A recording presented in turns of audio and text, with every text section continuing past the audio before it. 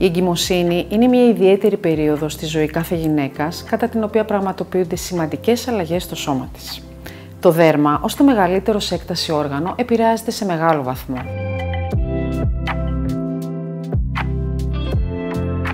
Ας δούμε ποιες είναι οι φυσιολογικές αλλαγές που συμβαίνουν κατά τη διάρκεια της εγκυμοσύνης και πώς αυτές εκδηλώνονται στο δέρμα. Πρώτη στη λίστα είναι η υπερμελάχρωση.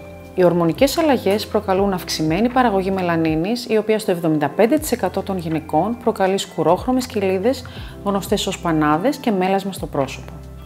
Το μέλασμα, που ονομάζεται και χλώασμα, η μάσκα της κύησης, έχει την τάση να επιμένει και να μην υποχωρεί μετά το τέλος της εγκυμοσύνης σε γυναίκες με σκούρο φωτότυπο.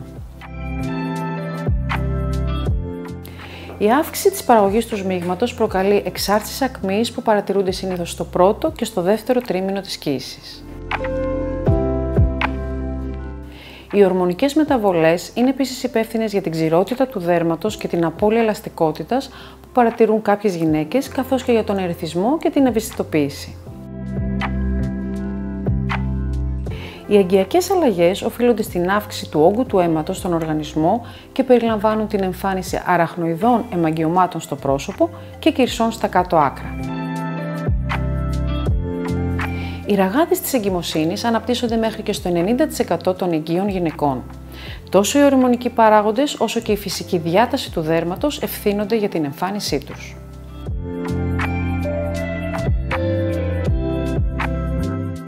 Η καθημερινή φροντίδα του δέρματος δεν πρέπει να σταματάει κατά τη διάρκεια της εγκυμοσύνης και του θυλασμού.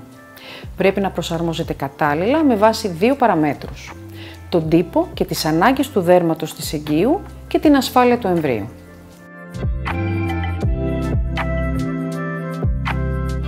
Τρία από τα πιο δημοφιλή συστατικά που χρησιμοποιούνται στην καθημερινή φροντίδα του δέρματος είναι η ρετινόλη, το σαλικυλικό οξύ και η υδροκοινώνη. Αν και δεν υπάρχουν κλινικές μελέτες που να επιβεβαιώνουν τη βλαπτική δράση της τοπικής εφαρμογής, η χρήση κατά τη διάρκεια της κύησης θα πρέπει να αποφεύγεται για προληπτικούς λόγους. Ένα εξαιρετικά αποτελεσματικό και ασφαλές συστατικό που μπορεί να χρησιμοποιηθεί κατά τη διάρκεια της εγκυμοσύνης και να αντικαταστήσει τα θυμοφιλή ρετινοειδή και το σαλικυλικό οξύ είναι η βιταμίνη B3, γνωστή και ως νιασιναμίδιο. Πρόκειται για ένα πολυλειτουργικό συστατικό που έχει την ιδιότητα να ρυθμίζει και να επιδιορθώνει αρκετές λειτουργίες του δέρματος.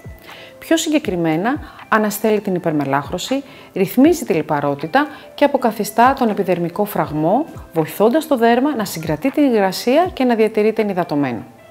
Συνιστάται η χρήση της βιταμίνης B3 πρωί και βράδυ, ακόμα και τους καλοκαιρινούς μήνες, καθώς δεν προκαλεί φωτοευαισθησία.